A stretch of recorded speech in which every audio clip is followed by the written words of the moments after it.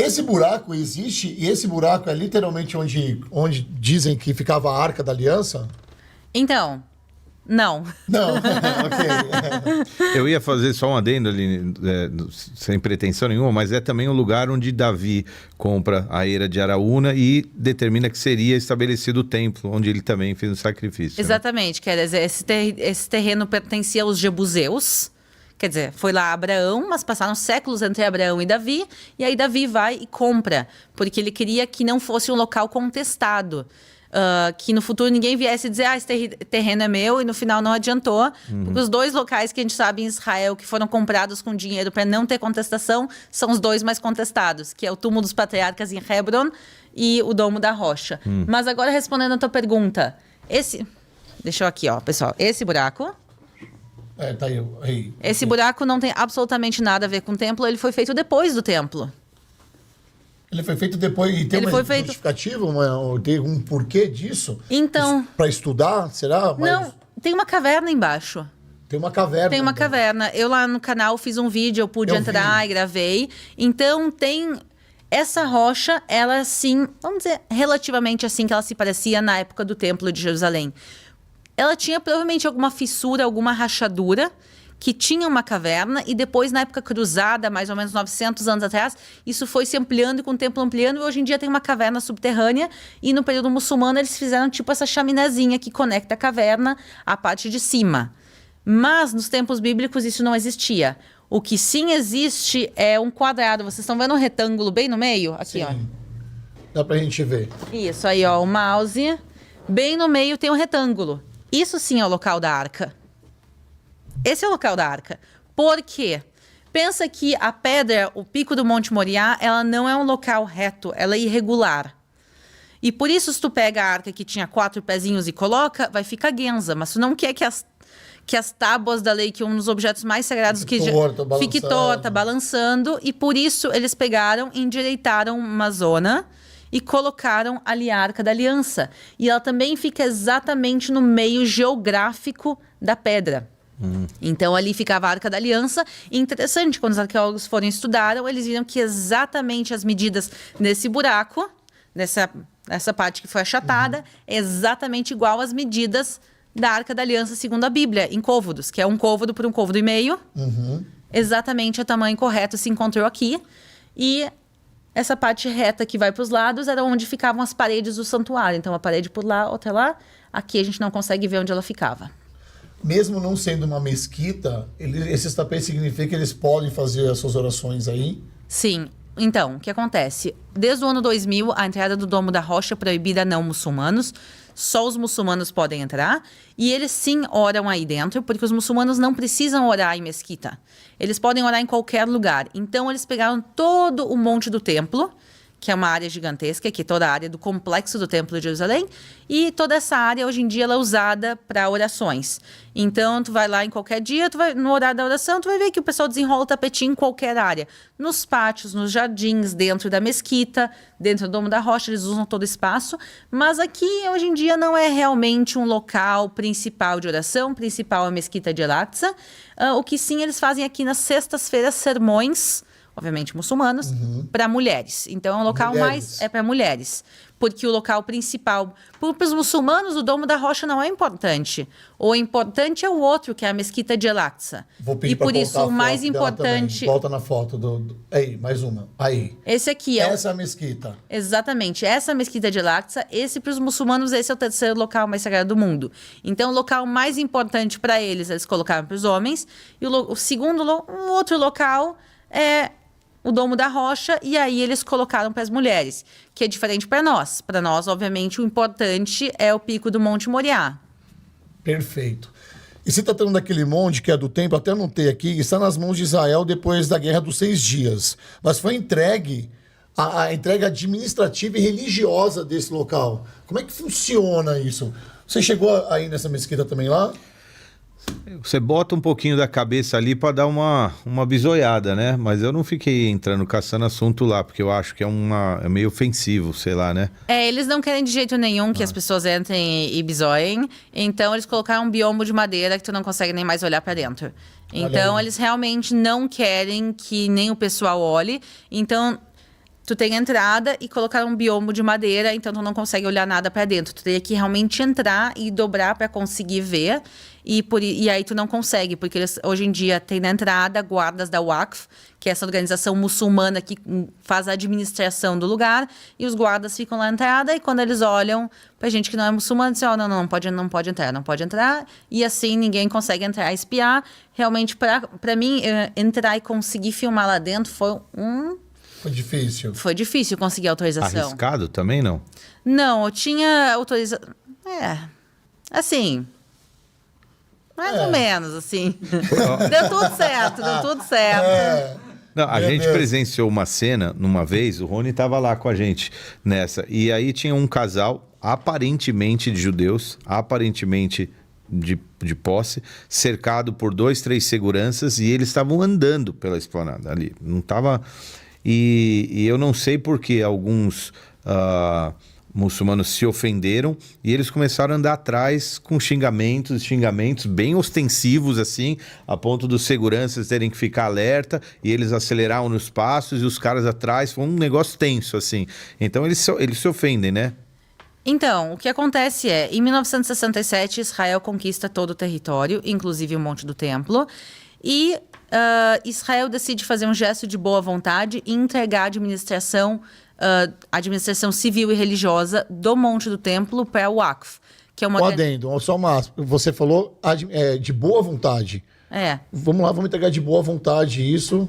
O que acontece é o seguinte, os muçulmanos estavam muito, muito, muito nervosos, tanto os de Israel como da autoridade palestina, como do mundo, estavam muito, muito nervosos que Israel estava sob controle de locais que eles consideram sagrados também. Esse local, pessoal, é sagrado para judeus, cristãos e muçulmanos. Só que eles estavam dizendo que Israel ia explodir as mesquitas, que Israel ia reconstruir o templo, que Israel isso, Israel aquilo, estava gerando muito atrito. E Israel disse, a gente não tem intenção nenhuma de desrespeitar a religião alheia, nem a muçulmana, nem a cristã. Não, vocês vão destruir, vocês isso, vocês vão aquilo. E ficou um tempo assim, e aí Israel decidiu, ok, vamos fazer um gesto de boa vontade e provar para vocês que a gente não tem intenção nenhuma de limitar o acesso aos muçulmanos, e por isso se fez um acordo. O acordo foi que a administração, polícia, exército, toda a administração realmente de segurança é de Israel, a civil e religiosa é muçulmana, e todo mundo teria acesso ao local, inclusive dentro dos edifícios. Isso quando esse acordo foi? 67. Exatamente, 1967. Depois da Guerra dos 6 Dias. Depois da Guerra dos 6 Dias. Logo depois. E que só muçulmanos teriam direito de oração. Certo. Esse foi o acordo. Que não foi. E o acordo foi assinado, é descumprido. Qual que é a realidade realidade- depois desse acordo ser descumprido? A realidade é que o acordo foi assinado e ele não foi descumprido tudo de uma vez só. Agora não pode mais entrar nesse horário porque a gente ora. Agora não pode mais entrar nas sextas-feiras porque é o dia sagrado dos muçulmanos. Agora a gente não pode mais entrar nos sábados porque é o dia sagrado dos judeus. Daqui a pouco vão proibir o domingo nesse vídeo. Agora não pode mais isso, agora não pode mais aquilo, e tá cada vez pior, na minha opinião, como uma pessoa que sou a favor de liberdade às 3 religiões lá em cima, e culminou com o ano 2000 com a proibição de entrada, tanto na Mesquita de Al-Aqsa, como o Domo da Rocha, como os estábulos de Salomão, contando que o Domo da Rocha, não o domo em si, mas a rocha é o local mais sagrado do mundo para os judeus. Não é o Muro das Lamentações, é a rocha. E os judeus hoje em dia são proibidos de visitar o seu local mais sagrado do mundo, apesar de ele estar dentro de Israel. Então, é uma situação bem ruim. E se eu for dizer que o Monte do Templo ele é o barril de pólvora de Israel. Israel é um país muito tranquilo, mas tem um ou outro Batido, ponto, né? tem um outro ponto um pouco mais tenso, e esse aqui é o barril de pólvora. Então, os muçulmanos, nessa questão de cada vez mais limitar os judeus e também os cristãos, a gente tem que lembrar, o que eles estão fazendo agora é que eles estão transformando a visita de judeus ao Monte do Templo cada vez em mais desagradável. Isso acontece que um grupo de judeus que são fisicamente identificáveis como judeus, que às vezes vai ver mulheres de saia, os homens de kippá, os rolinhos, às vezes, quando sobe um grupo que claramente são judeus, os muçulmanos vão lá, começam a gritar, xingar, cuspir. São hostis. São hostis. Eles não fazem nada violento, Mas eles são extremamente hostis. E por isso Israel sabe disso. Então Israel coloca escolta de Israel para quando eles sobem. Tem só uma entrada que é permitida para não muçulmanos. Então quando eles sobem, vem um grupo de judeus. Não. Espera aí, a gente manda escolta. Então eles mandam escolta. E foi justamente isso que tu presenciou. Um casal, uma família de judeus. E estão xingando. Para que quando eles descerem, eles voltem e digam, pá, foi horrível, não vão lá. E Meu Deus, que tenso, hein? Então eles na realidade estão dessa maneira. Eles não podem proibir a entrada completa, ou pelo menos não fizeram isso até agora, mas eles estão transformando a experiência de quem vai lá em cima em desagradável. Principalmente para judeus, mas também para cristãos. Vira e mexe, eu tenho um problema com grupos cristãos lá em cima, que, por exemplo, eu tava com um grupo cristão lá em cima, e o pessoal tava feliz, batendo foto, e daí, não pode rir aqui, não pode isso, não pode aquilo. Então, eles começam... Você não pode dar mão para tua esposa. Você não pode andar de mão dada. Exatamente. As mulheres têm que estar bem absurda, cobertas. né? Pois é uma realidade extremamente desagradável, mas é a realidade, porque qual é a outra opção? A outra opção é Israel subir, porque é de Israel, e Israel diz, pessoal, parem de palhaçada, vamos botar as coisas como estão no acordo. Abrir as portas e dizer, olha, judeus entrem, cristãos entrem. O que isso vai desencadear? Por que o governo não faz isso? Porque isso vai desencadear a violência. Porque isso, quando o primeiro-ministro de Israel, Ariel Sharon, subiu no ano 2000 no Monte do Templo... 2000 a 2002 foi um caos. Exatamente, em 2000 ele subiu, isso foi o estopim da segunda intifada. Não foi por isso que a segunda intifada aconteceu, mas isso foi a desculpa que se deu para começar, o estopim. Isso causou centenas de atentados, dezenas de pessoas mortas. Foi uma época horrível, traumatizante para as crianças. E foi realmente... Você estava lá já? Não, eu não estava. Fui em 2007. E por isso, quando as pessoas imaginam que Israel é um país inseguro, normalmente o que tem no consciente coletivo é esse ano, de 2000 a 2002, foram anos bem difíceis em Israel. E por isso, Israel sabe que se Israel for e obrigar a Waqf, que é essa organização muçulmana, a impor o seu acordo... quer dizer, a honrar o acordo que eles mesmos assinaram. Simplesmente honrar, né? Honrar o acordo. Isso pode, não com certeza, mas isso pode desencadear a violência. E para Israel e para o judaísmo, a vida humana é mais importante. A gente não está dispostos a arriscar vidas humanas para a gente ter o nosso direito de estar lá em cima. Então, é uma situação ruim, porque cada vez que Israel não enforça o acordo, eles dão um passo a mais para descumprir. E a gente agora né? E a gente não consegue voltar para trás sem que isso desencadeie violência. Então, a gente está realmente... Eu vejo isso muitas vezes como mãos atadas.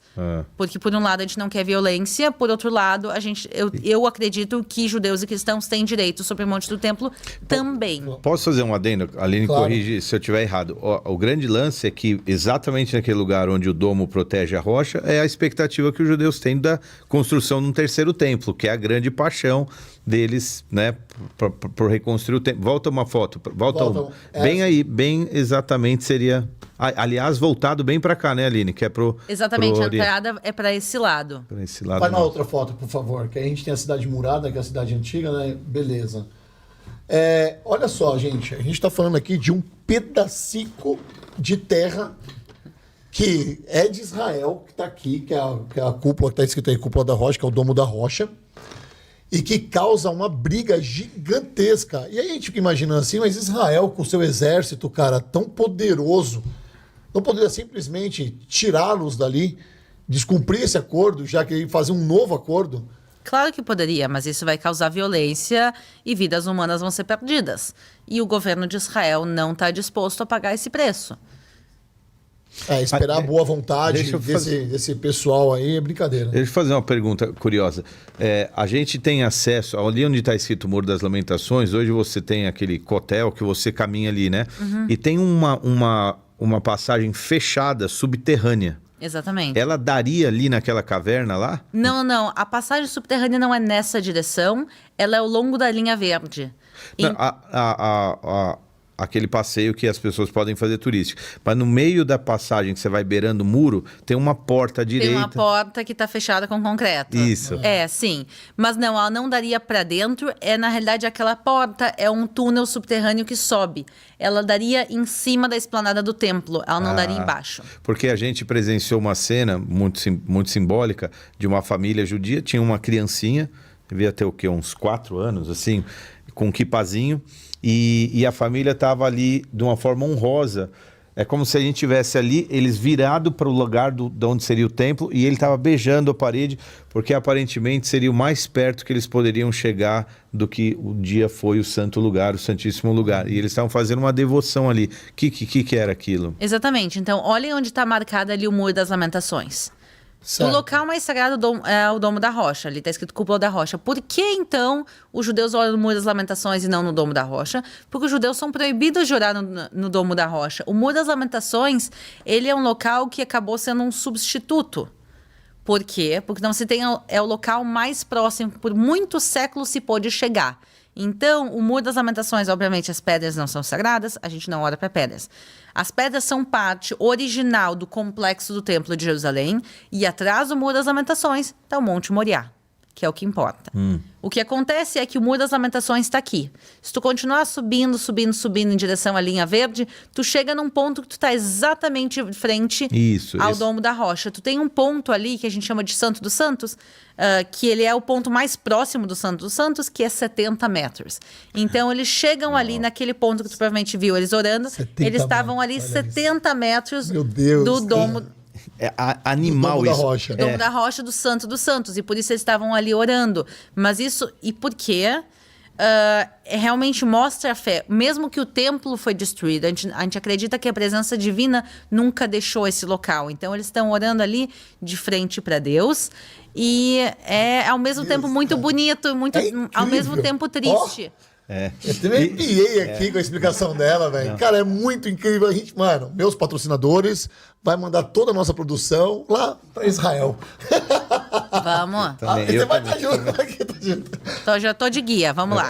Mano, a gente vai fechar com você isso. É óbvio que a gente vai fechar com vocês. Você ia falar o que eu ia falar, a gente ouviu uma história de que, eu não sei que ano, que alguém tentou romper essa passagem que é fechada, e isso ocasionou um incidente, morte, uma confusão. Porque comum alguém tentar tirar esse concreto, quebrar esse concreto e entrar por essa porta que não pode mais ou não? Então, teve alguns incidentes ao longo da história. Teve nos anos 90 um cristão que fez alguns pequenos problemas na mesquita de El-Aqsa, não no Domo da Rocha, justamente. Teve, na época do Império Turco Otomano, cristãos que tentaram escavar o local. Então, houveram alguns pequenos incidentes, mas nada que realmente conseguisse chegar até o local. Se fosse no Brasil, isso aí no Brasil, os caras iam cavar um túnel aqui, chega lá, velho. Não, mas... O brasileiro, mas o que eles fizeram... Rodolfo, o dia que você for lá, a Aline vai te levar lá. Toda essa linha que sobe verde aí tem uma passagem aí, né? Exatamente. O que se escavou é a lateral do templo. Não para baixo, e sim a lateral do templo. Beirando o muro. Sim, exatamente. E mesmo quando se construiu esse túnel que não desce para baixo, que está só na lateral do lado de fora, mesmo assim os muçulmanos já se revoltaram quando eles descobriram que Israel estava fazendo essas escavações arqueológicas. Então, tudo que acontece lá é realmente muito sensível. Infelizmente, o local mais sagrado do mundo para os judeus, um local extremamente sagrado para cristãos e muçulmanos, é um dos locais mais tensos de todo Israel. Meu Deus, cara.